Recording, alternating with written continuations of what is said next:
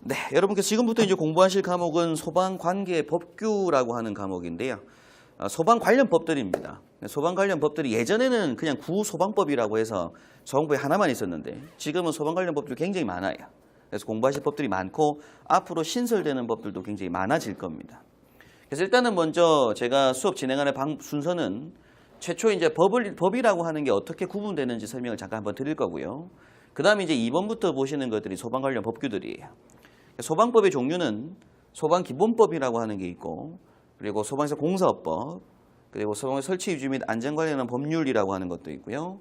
그리고 위험물 안전관리법, 그다음 다중영업소 안전관리 특별법, 기타 이제 초고층 및 지하인계 복합 건축물 안전관리에 관한 법하고, 공공기관 소방 안전관리 규정, 피난 방화구조 기준에 관한 규칙, 그리고 자체 점검 사항 등에 관한 고시, 화재 안전 기준 이런 것들이 사실은 소방 관련 법규들입니다. 그런데 여러분께서 이제 그 소방 설비 기사 시험에서 시험 과목으로 법규 과목 20문항으로 보시는 건 이렇게 네 가지 법을 공부를 하시게 될 거예요. 이게 이제 소방 설비 기사 산업기사 시험 범위입니다. 시험 범위. 그다음에 이어서 이제 소방에서 관리사를 공부하시는 분들은 소방관계 법규 과목이 또 필기시험에 있거든요. 그럼 소방관계 필기법 시험 25문항을 치는 법규 시험 과목에서는 다중영업소 안전특별법까지 해서 총 5분법을 이제 시험을 치게 됩니다. 이게 이제 관리사 이제 필기 시험 범위가 돼요. 기사는 이렇게 네 가지 법률로 해서 20문항이 출제가 되고 관리사 시험에서는 5가지 법률로 해서 25문항이 이제 시험에 출제가 되게 됩니다. 저하고 지금부터 이제 공부하실 법은 이 소방기본법부터 해서 다중법까지 공부를 쭉 진행을 하시게 되는 것들이고, 기타 지금 7번, 8번에 보시는 것들은 어떤 부분들은 소방 관련 법들이긴 한데 필기시험에 나오는 법률들은 아니고요. 일단 이 7번에 보시는 초고층 및 지하인계 복합건축물 재난 안전관리 특별법 이런 부분들은 소방에서 관리사라든지 소방기술사에서 서술형 문제로 2차 시험 때 나오는 문제들에 관련된 법들입니다. 그리고 이 중에 보게 되면 이 제일 밑에 보면 화재안전기준이라고 해서 국민안전처 고시라고 하는 문서가 있는데요. 이 화재안전기준이라고 하는 고시 문서들이 어떤 것들이냐면 그 전공 과목 중에서 구조원리 과목이 있죠, 그죠? 전기구조원리, 기계구조원리가 있고 관리사 시험에서는 그냥 소방시설의 구조 및 원리라고 하는 과목이 있습니다. 그 과목이 각 소방시설들의 설치 기준집들인데 이 화재안전 기준이 결국 뭐냐면 소방시설 설치 기준이에요. 그래서 이런 문서들도 있는데 지금부터 공부하실 건 밑에 있는 이 문서들 말고 5분법에 대해서 공부를 한번 진행을 하시게 될 겁니다. 일단 소방법에 이렇게 다양한 법들이 있더라라는 것만 아시면 되고요. 자, 그럼 일단 먼저 법이라고 하는 게 어떻게 구성되는지 설명 잠깐 드리고 넘어가겠습니다. 소방법이 아니라 다른 민법도 그렇고 형법도 그래요. 건축법도 그렇고 모든 법들은 다 크게 법, 시행령, 시행규칙이라고 하는 문서가 있습니다. 결국에는 무슨 얘기냐면 우리가 공부하는 게 지금 소방기본법, 공사법 공부한다고 했잖아요. 그럼 소방기본법이라고 하는 문서가 있고 소방기본법에 시행령이라고 하는 문서가 있고요. 소방기본법에 시행규칙이라고 하는 문서가 있습니다. 그래서 문서는 크게 뒷건 일단 보지 마시고요. 법, 시행령, 시행규칙으로 문서가 3개가 제정이 된다는 걸 체크를 한번 하셔야 돼요. 그래서 우리가 시험의 범위에 공부하시는 게 뭐가 되냐면 소방기본법, 소방기본법 시행령, 소방시행규칙까지가 시험 범위. 그리고 공사법, 공사법 시행령, 공사법 시행규칙 이렇게가 또 시험 범위란 얘기입니다. 그렇게 해서 관리사 시험에서는 이렇게 총 15개 문서, 기사 시험에서는 이렇게 12개 문서죠. 그렇죠? 법당 3문서니까. 법이라고 하는 게 하나의 문서고요. 시행령이라고 하는 문서가 있고 시행규칙이라는 문서가 있다는 걸 아셔야 돼요. 자, 그럼 이때 법이라고 하는 건 누가 제정하는 거냐면 결국 국회에서 제정을 합니다. 입법부죠. 국회에서 제정을 하고 그럼 행정부의 수반인 대통령의 명령으로 만드는 문서가 있어요. 이 법을 따르기 위한 문서가 있습니다. 그걸 우리가 시행령이라고 하게 돼요. 자, 그러면 법이든 시행령이든 시행규칙이든 문서 내용을 보면 내용은 어떻게 되어 있냐면 제1조 뭐라고 되어 있고요. 목적이 있고 용어 정리가 있고 각 조항 목적들이 내용들이 적혀져 있고 밑에 동그라미 1번이라고 해서 나온 이걸 우리가 항이라고 부릅니다. 그래서 조항 동그라미 문서에는 그냥 동그라미 1, 동그라미 2라고 되어 있지만 우리가 읽을 때는 1항, 2항 이렇게 읽어요. 조항. 그리고 그 밑에 보시면 이제 아래쪽으로 1, 2, 3, 4 되어 있는 건 호입니다. 호. 그래서 1항 1호 뭐 이렇게 되겠죠. 그죠? 그럼 그 밑에 또 부수적인 내용들은 가목, 나목 이렇게 이제 구분을 해서 법문서를 만들어야.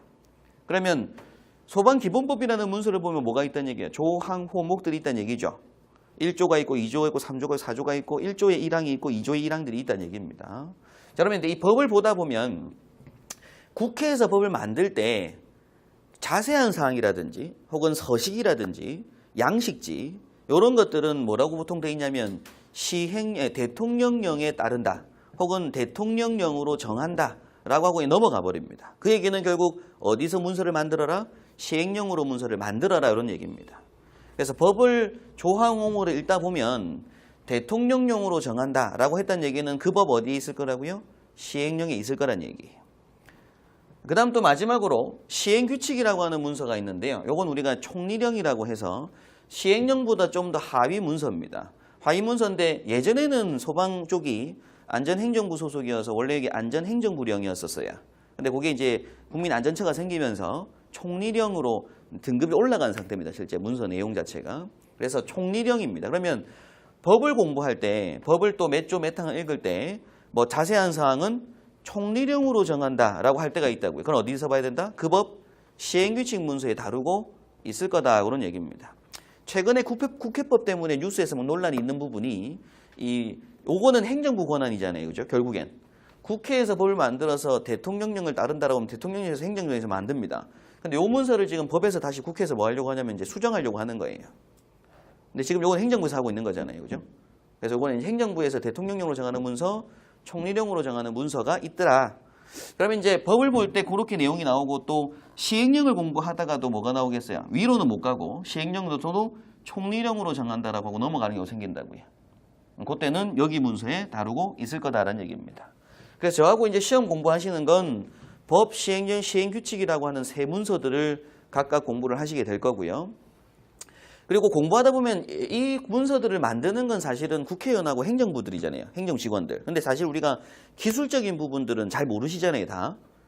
뭐 경중에 데시벨이 몇 데시벨 돼야 되고 설치 높이 몇 대 이런 건 모르잖아요. 그래서 이 중에서 기술적인 부분들이 있습니다. 기술적인 부분들은 뭐라고 하냐면 국민안전처 장관이 정하여 고시한다라고 하고 넘어가 버려요. 그럼 그 얘기는 뭐 하란 얘기예요? 기술적인 문서는 국민안전처 장관 정하는 고시에다가 문서를 만들어라 그런 얘기입니다. 되겠죠? 그래서 그런 얘기들이 이제 앞으로 나오게 돼요. 그 다음 또 이제 이 법 시행령 시행규칙까지 보다 보면 이 내용 중에 무슨 얘기가 나오냐면 시도의 조례에 따른다라고 하고 넘어간다고요. 그 얘기는 결국 시도지사라고 하기보다는 시도의회입니다. 시도의회. 요거는 뭐 지사의 개념보다는 시도의회의 개념이 좀 더 맞을 것 같아요. 각 시도의회에서 알아서 뭐 하라고요? 정해라 그런 얘기입니다. 그래서 이제 지역별로 틀릴 수 있으니까 그건 지역별로 알아서 정해라라고 하는 건 요 내부에서 뭐라고 한다고요? 시도의 조례에 따른다라고 하고 넘어간다고. 근데 우리가 공부할 건 시도의 조례는 공부할 거 아니고 기술 고시들도 지금은 안 봐요. 지금 법규에서는 어디까지? 시행규칙까지 이제 공부를 하시게 될 겁니다. 그래서 예전에 그 소방법이든 뭐 형법이든 민법책을 보면 두꺼운 법책을 보면 법책을 이렇게 펼쳤을 때 보통 일반적으로 이 책 디자인이 이렇게 3단법이라고 해서 여기 보면 법이 있고요. 그 옆에 여기는 시행령, 여기는 시행규칙이 있어요. 그러면 법의 내용을 쭉 하다가 뭐 대통령 정한다 라고 하면 그 옆에 이제 그 시행령 내용이 붙어 있습니다. 보기 편하게 하기 위해서. 그리고 또 하다가 뭐 안전행정부 총리령으로 정한다면 옆에 여기에 이제 그 부분 위치에 옆으로 문서가 있어서 여기는 많이 좀 비어 있는 상태예요. 책들을 보면. 이런 식으로 디자인 책을 많이 만들어 냈었는데 요새는 법전책들이 서점에 거의 없습니다. 거의 없는 이유가 지금은 뭐 하니까 인터넷 공개를 다 하니까 기본적으로 책을 사서 보시는 분들이 없어요. 법을 그냥 뭐 하면 되니까 찾아보면 되니까 굳이 책을 살 필요가 없어요. 차면 또 바뀔 건데 그죠? 종이값도 아깝고. 그래서 법책들이 지금은 없어요. 예전에는 이렇게 돼 있었지만. 그래서 일단은 법이라고 하는 건 이렇게 나눠진다는 걸 먼저 아시고 우리가 시험 범위는 이렇게 12개 문서, 기사에서는 관리사에서는 15개 문서를 공부를 한다라는 걸 일단 체크를 하시면 됩니다.